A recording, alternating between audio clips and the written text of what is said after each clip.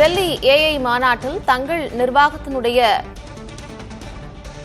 கண்டுபிடிப்பாக சீன ரோபோவை முன்னிறுத்திய பல்கலைக்கழகம் மன்னிப்பு கோரியிருக்கிறது.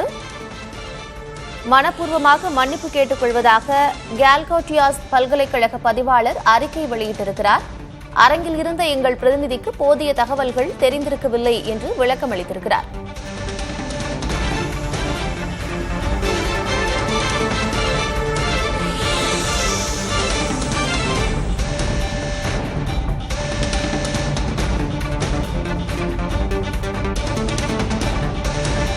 டெல்லி ஏஐ மாநாட்டில் சீன ரோபோவை தங்கள் கண்டுபிடிப்பாக முன்னிறுத்திய பல்கலைக்கழகம் மன்னிப்பு கோரியிருக்கிறது. மனப்பூர்வமாக மன்னிப்பு கேட்டுக் கொள்வதாக கேல்கோட்டியாஸ் பல்கலைக்கழக நிர்வாகம் தெரிவித்திருக்கிறது. அரங்கில் இருந்த எங்கள் பிரதிநிதிக்கு போதிய தகவல்கள் தெரிந்திருக்கவில்லை என்றும் கேமரா முன்னால் இருந்த உற்சாகத்தால் தவறான தகவல்களை கூறிவிட்டார் என்றும் விளக்கம் அளித்திருக்கிறார் பல்கலைக்கழக பதிவாளர்.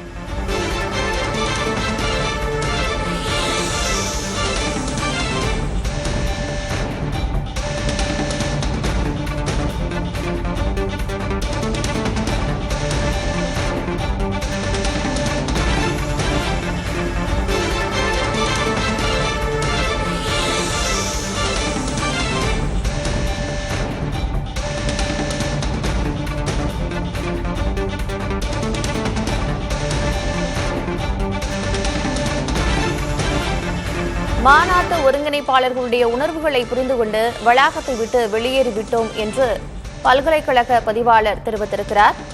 ஏற்கனவே சீன ரோபோவை தாங்கள் கண்டுபிடித்ததாக பல்கலைக்கழகம் நிறுவிய நிலையில் ராகுல் காந்தி அதற்கு கண்டனம் தெரிவித்திருந்தார். இந்நிலையில் மனப்பூர்வமாக மன்னிப்பு கேட்டுக் கொள்வதாக பல்கலைக்கழகத்தினுடைய பதிவாளர் சொல்லியிருக்கிறார். மேலும் விளக்கமும் அளித்திருக்கிறார்.